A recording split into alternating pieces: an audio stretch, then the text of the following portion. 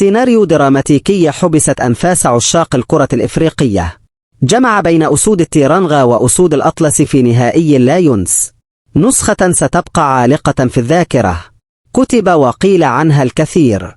وشهدت تتويج المنتخب السنغالي باللقب القاري بعد عودته عن قرار الانسحاب بسبب الجدل التحكيمي، ليحسم النهائي فوق أرضية الميدان وبقوة الأداء.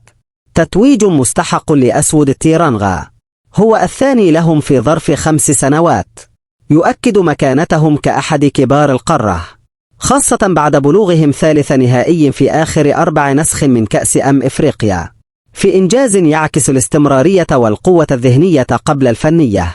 أما أسود الأطلس فوجدوا أنفسهم أمام خصم شرس لعب بروح الأبطال، وكان أكثر جاهزية وحسما في اللحظات الحاسمة، فابتسمت كرة القدم لمن كان الأفضل فوق العشب.